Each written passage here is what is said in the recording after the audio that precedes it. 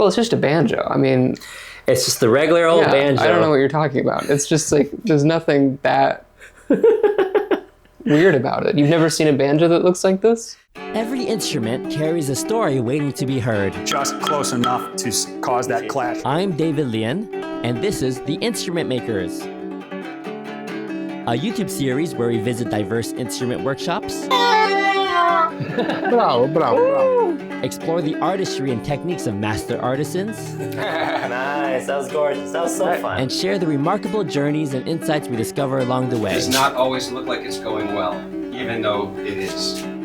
Today, I am back in New England visiting a friend of mine, Rhea Burdick, a luthier who has finished making this incredible banjo fiddle instrument. And in fact, today, the day of my visit, she finished the last steps of building this instrument, played it for the first time, and also while streaming live on TikTok. Stick around to hear how it sounds. I've known Rhea for a long time since we were classmates at the New England Conservatory of Music. She has come a long way since then and had an incredible journey, both professionally with her career, from a more composition focus, and gradually falling into an appreciation for material objects of a luthier focus, and also personally, such as her incredible journey in gender and identity. Stick around as we catch up, laugh, chat, and finish building this banjo. Don't forget to subscribe to the channel and check out my website to read some behind the scenes. You can support this passion project by visiting my Ko-fi page, where you can buy merch such as stickers, sheet music, and guitar picks, and some curated and rare Japanese instruments, such as a Suzuki bowback mandolin or taishokoto.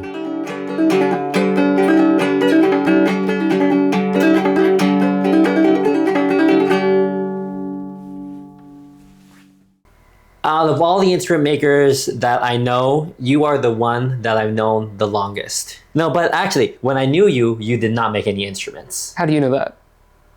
That is true. No, I didn't make any instruments. And you were a composer. I was a We were composer. composers together That's the same right. year Yeah. at the New England Conservatory of Music, and Yeah. you studied under Kati or... Yeah, Kati Agoch. Yes, yes. But in any case, we got to talk about that whole story Yeah. later. What are you making right now? We're in my living room Yes. in Attleboro, Massachusetts. This is the craziest thing, one of the craziest things I've ever seen. It can't have a sound post, does it? No, it doesn't have a sound post, Yeah. but it has two braces inside. Okay. That are a little weird shaped. So I started playing violin when I was 5 years old. My mom was a musician. She was a pianist, and she wanted both me and my brother to play instruments.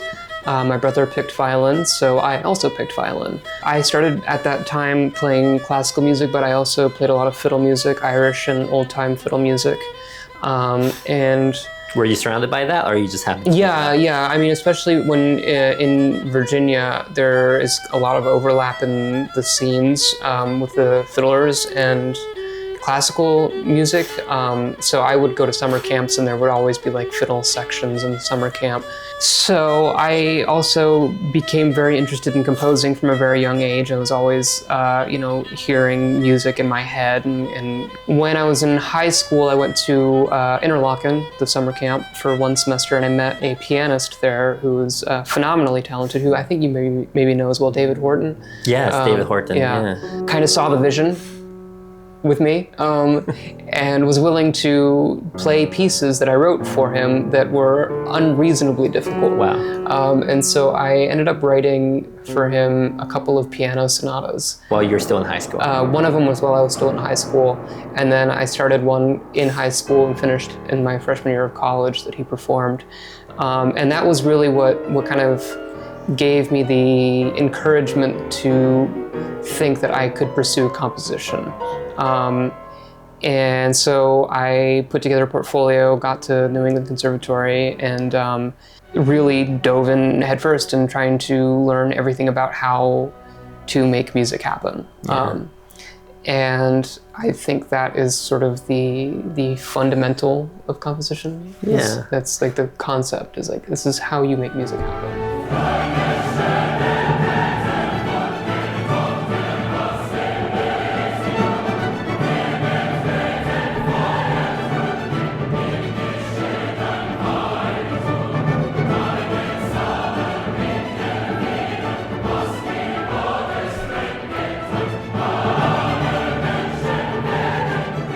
when you finish a composition program, you're immediately confronted with how do you get a job? Yeah. And so I decided I'm just going to take some time and figure it out. So I went and I lived in the countryside in Virginia and just drove a delivery truck all day, delivering green juice to millionaires, and just had a lot of time to think. How long did you do that for? I did it for about a year, and during that time, I made my first album of experimental composition. I was thinking about music. I listened to a ton of free jazz records at that time. I really introduced myself to a lot of different types of music at that time because I just had time to sit in the car and listen to stuff all day. And I started to just think about what if I made just experimental music with just jumped into it. I just wanted to record an album. So I bought a little Tascam 4-track and I just walk around my dad's farm and like turn on the tractor, stick a contact mic onto it. And I really found it to be an incredibly liberating compositional experience, and was also one of the first things that got me into thinking about how music and creating music starts from material. That the creation of music is this thing that happens in the physical world that doesn't happen in your mind. Composition happens first in the physical world. And that was where I started to really think about, like, how do I create things that make music? Instruments. So you started with a tractor. I started with an air compressor. Air compressor. Yeah. They make a great sound. It goes like. Brrr, it's awesome. Oh God. Yeah. And so after a year of working on that job, I was like, all right, I need to actually find like something that's more related to music. So I started to work at this local music store in Virginia that does rentals for band and orchestra instruments. They sell tons of sheet music. They sell tons of guitars.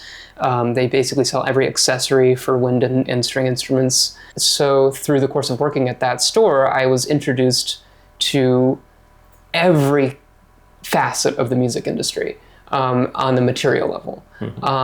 So I volunteered to help out with that and learned how to do a lot of simple repairs on instruments at that point, while also working at the front staff at this shop. And it started to get to the point where I really loved doing the repairs and got really frustrated anytime I had to get called away from doing the repairs and go work at the front desk. So I thought, man, how do I just make that my job? And that was about in the pandemic when that hit. So we went on lockdown, and at that point I had the opportunity to set up a little workshop in my mom's basement. And I offered to take home some of the things that we'd been kind of neglecting and just work at home for a little bit and just try to knock out some of these repairs. And that was about when the idea for this instrument began to germinate. I wanted to have my own banjo.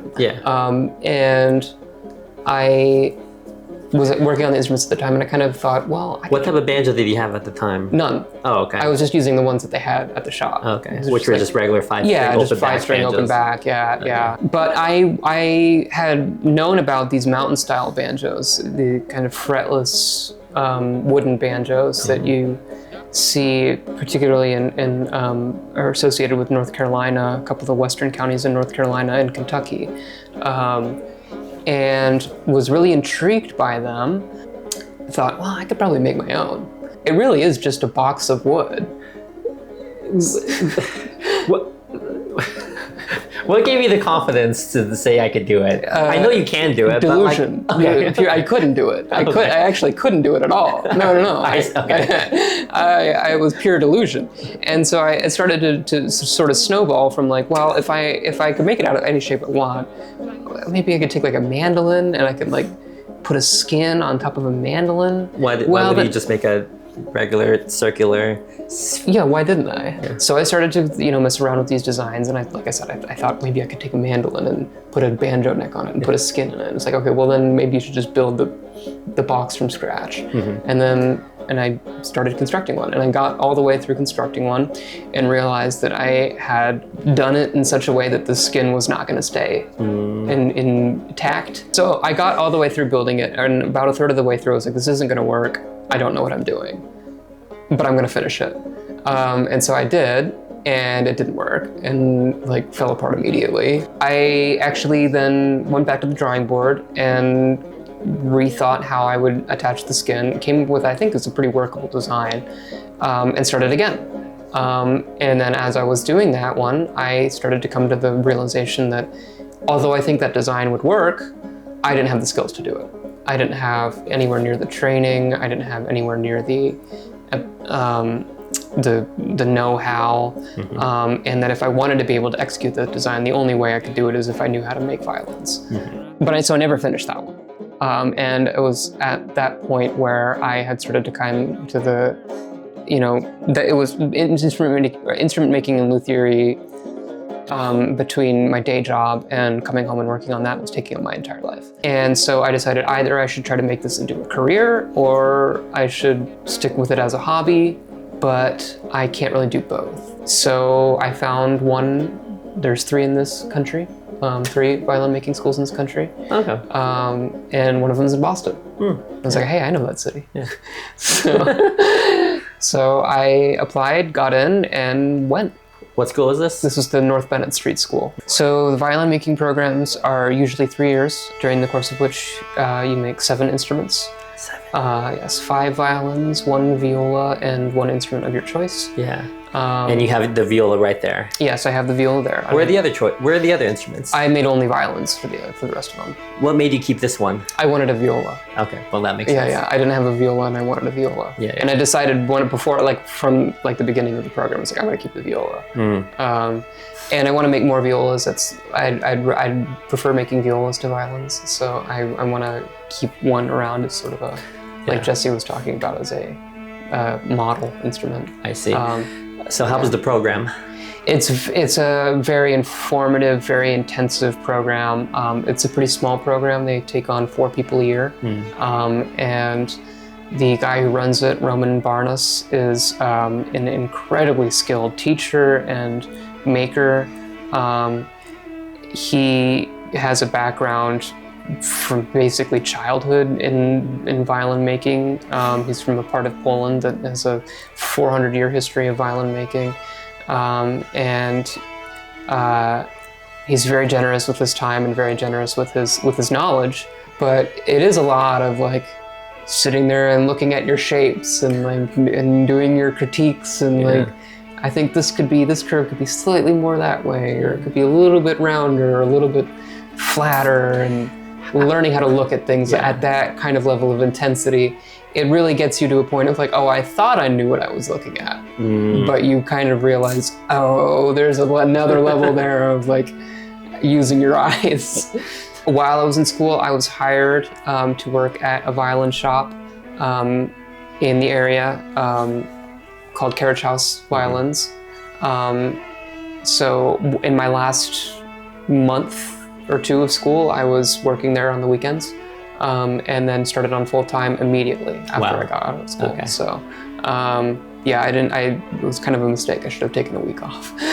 But they were eager to have you. Oh yeah. They brought me on right away, full-time. So what do you do at Carriage House? So I do 2 things. I work with the Carriage House Violins does restorations on high-end violins at the highest level. And they have a restoration workshop there that is one of the best in the world. So I've been able to work with the lead restorer there to train me on how to do some of these restoration jobs. Wow.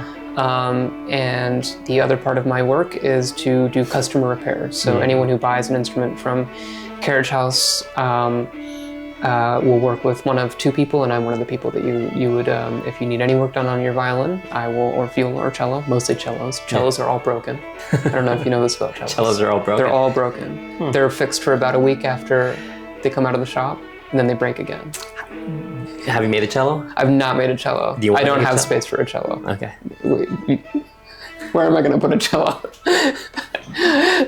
Knock down the kitchen. Yeah. Well, another part of the reason too is that it does require like a slightly bigger tool for everything. Yeah, okay. Like you need like bigger clamps, you need Yeah. bigger like bending iron. You need Also, expenses will add up too. Yeah, it does. It starts to get a little bit more expensive. So somewhere in the middle of all this, the idea of this instrument came about. It was germinating the whole time.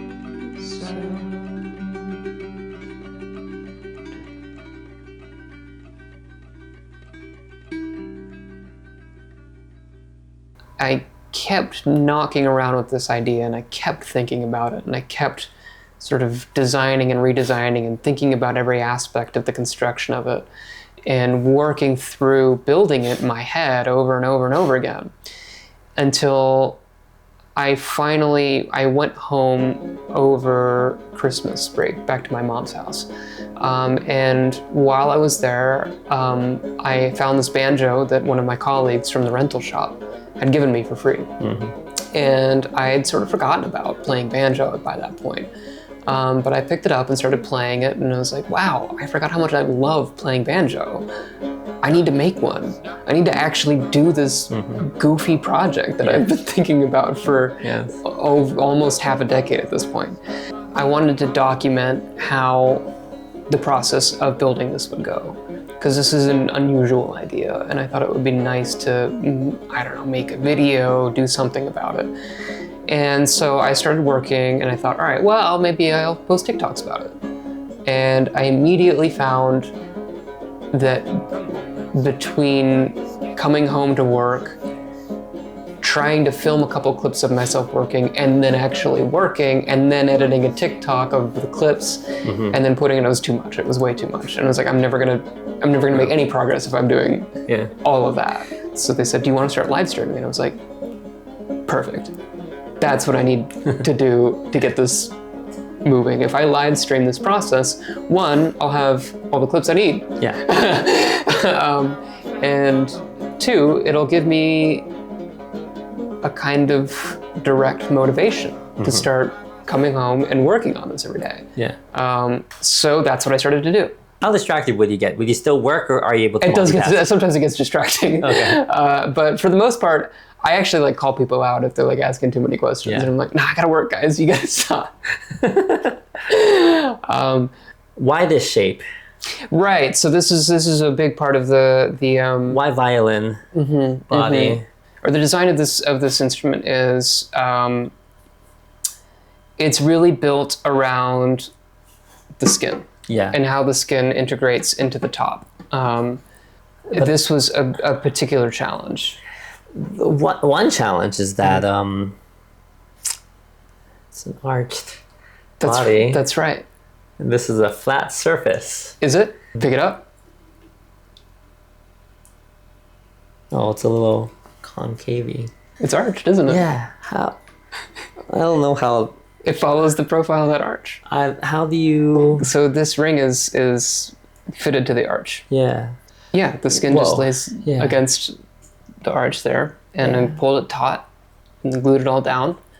And then as it dried, it conformed to the shape of the arch. That's incredible. Yeah. So I know you made this curved. Yeah. Why did you make the fingerboard flat instead of curved? So the fingerboard on most banjos is completely flat. This is actually slightly radiused. So it is. There's a slight Yeah, curve too. yeah. So there's this radius. This is 210 millimeter radius. Okay. So yeah, if you look at the end of the fingerboard, you can see it more clearly. Oh yeah, it is. Yeah, I can see that easy. Yeah. But banjos, if you buy most banjos historically, today or historically, they have a completely flat fingerboard. Personally, I like it to be a little bit radiused just because I find it a little bit easier to kind of hit the string that I want to hit. So that's why I did that. Now I do think that there is going to be one major issue with this design. That has to do with the size of the sound holes. So incorporating sound holes into the design is why this shape is the way that it is. In order to get a sound hole that is at least reasonably large enough that doesn't interfere with the shape of the arch and mess with the structure. So why do you have a sound hole at all? In the Kentucky style banjos, usually they just have an open or a hole in the back, something like that. In order for a stringed instrument to work, the air needs to get out from the box. The larger the perimeter of the sound hole, the faster the air can get out. So what's the issue with these ones? These ones will be a little bit small to get the amount of projection that I want. So you're talking about future changes right now. Right, yeah. One of my questions that I did have in my mind, if this all goes well, which I'm sure it will, what's the future either of your continued instrument making career or this instrument? I'm gonna make more stuff. I'm gonna make more weird stuff.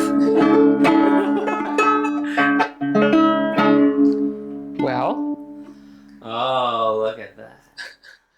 You also had a recent journey about gender identity. Yeah. Yes. Well, it's been not that recent. It's been about 5 years. Yeah. But we haven't talked in over 5 years. That's right. Yeah. You know, I think this is an interesting thing. A lot of queer people deal with this is the sense that you are trying to hide. I think for myself, there was a lot of wishing that the things that I was experiencing internally were not true, were not real. I had, when I moved back to Virginia, a friend of mine who was I had become very close with, started to transition.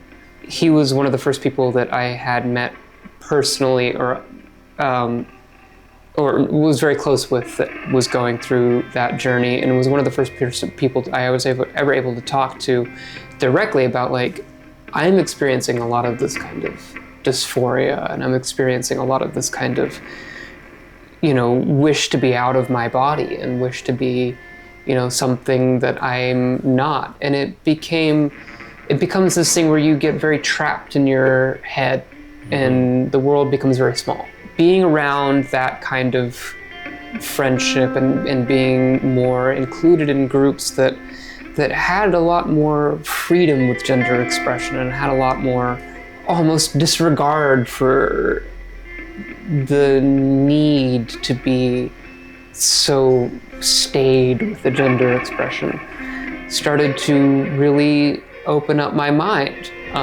for what I could possibly be like in the world. And the piece of advice that he gave me that I now give to anyone who ever asks me about this is that it's okay to change your mind. And that's kind of the whole point. No one will get mad at you if you decide, go through, change your name, try a new expression on, and then decide, actually, you know what? It's not for me. Yeah. But you can try it. You are free to change your mind. Wanted to keep my initials. And I wanted to name myself after a bird. Is Rhea a bird? Rhea is a bird, yeah. It's a flightless bird from South America. Oh, you're a flightless bird. I'm a flightless bird from South America that's related to ostriches. It's kind of a joke because of my last name. Rhea Burdick. Bird Dick. Ah. Yeah. Right? So that's why. Okay. That's why. Yeah. That's why you wanted the bird name. Yeah. But I wanted to keep my initials too. That was the other thing. There's definitely been times where I have had to deal with men who don't immediately take you seriously. It's something that I kind of enjoy in winning people over in a way. But it is definitely something that you notice of just the way that people will interact with you. That's starts from a place of assumption, starts from a place of like assuming that you are maybe silly or not very knowledgeable, or that even that they need to walk on eggshells around you. That's another thing that happens as well. To me, this is a very matter-of-fact thing. I want to live as normal of a life as I can. I'm not interested in making that part of my identity the thing that I'm known for in a way. It's not something that I'm mad at people for knowing me for at all. I'm very happy with who I am, and I'm very proud to represent that. But that's why I kind of want to say, like, actually, we're just normal people. We're just people that want to live a happy life like anyone else. And we should be able to.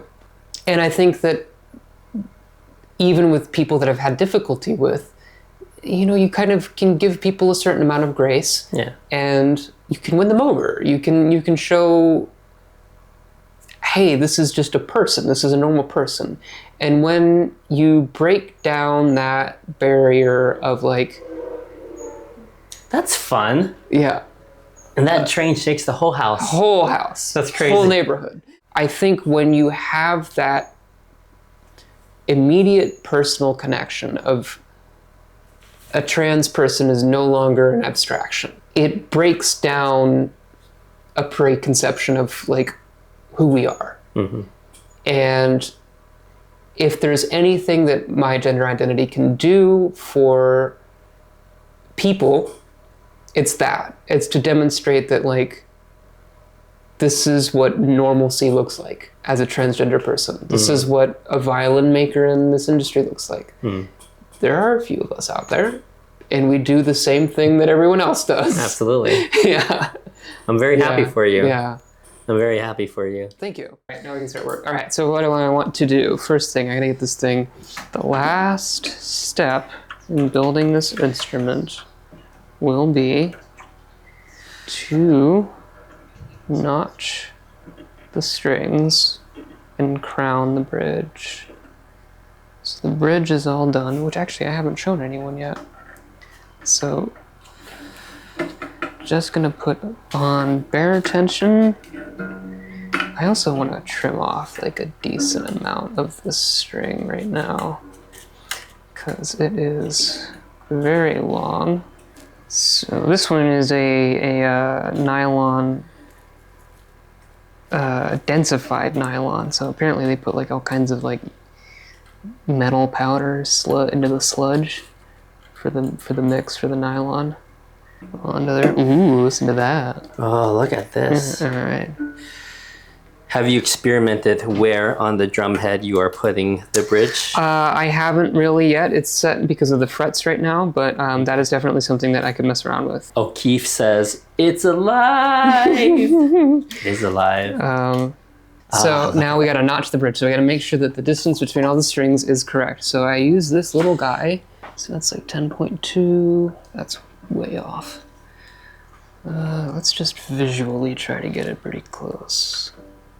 Okay, that looks decent.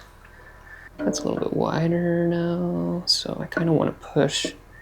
Which one do I want to push? That one maybe? I'm just going to round over with the file. Just the crown. And this is one thing that's really nice to have good light for. So So that's what I'm looking for.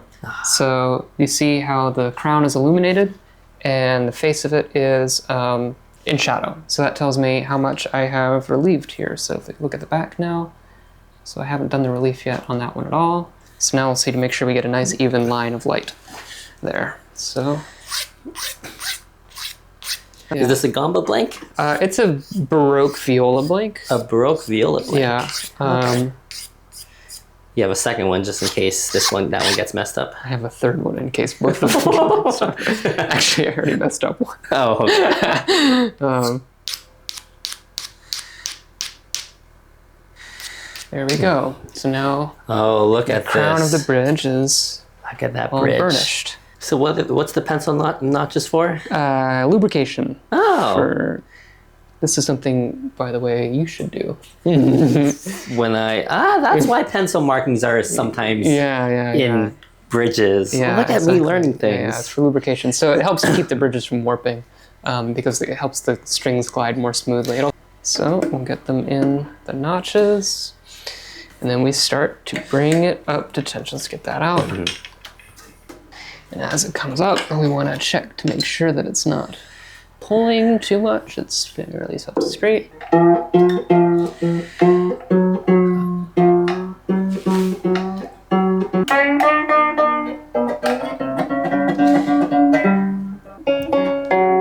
wants to tell me what pitch this is? That's a D. That's a D? Okay. Yeah. And that's a... That's G. The D is a bit flat though. Yeah. This around here.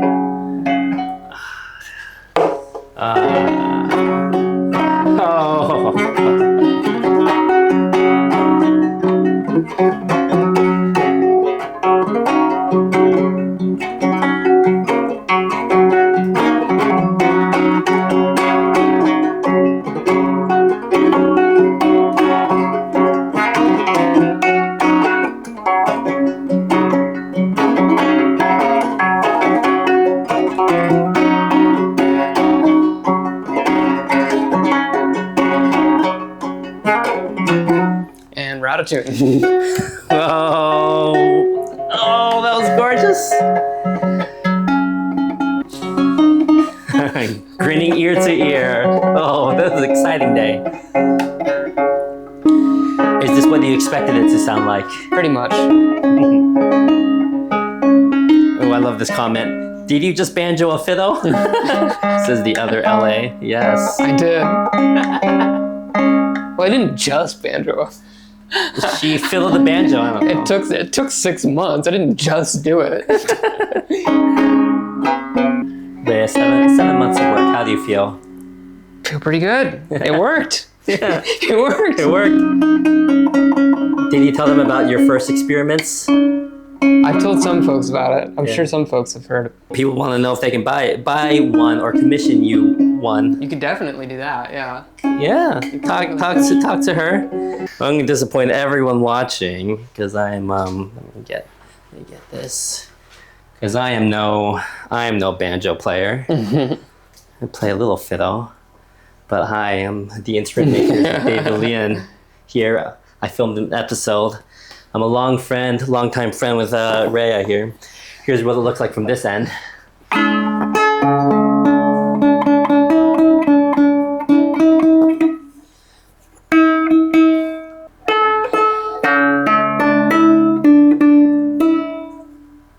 Was it difficult this must have been difficult to get that notch in there. Yeah, that was a fun challenge.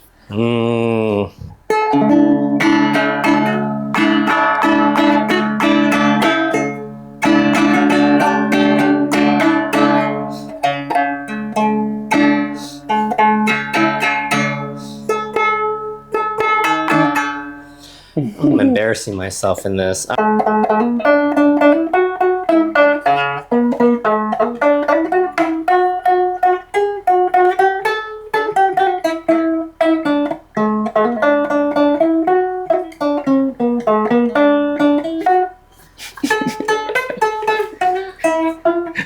Are they disparaging me in the comments? No.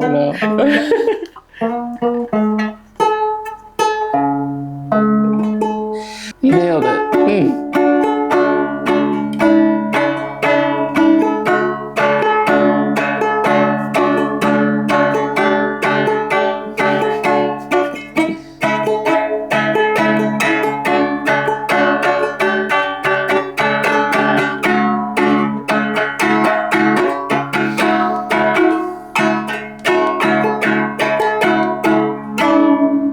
Rag. There we go. That's my tune. All right. I call that David's Rag. All right.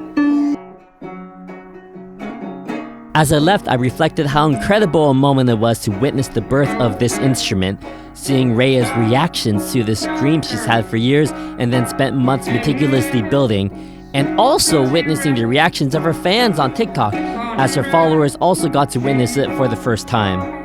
It was great catching up with an old friend and seeing her inspiring career and life journey. If you are interested in learning more about her work or reaching out, you can find her on her website or social media. Please stay tuned for the next episode where Rhea comes along with me to visit Jesse Kenneth Collins of Brightwood Projects to see this beautiful and eclectic range of instruments of the Middle Eastern diaspora. Thank you for watching.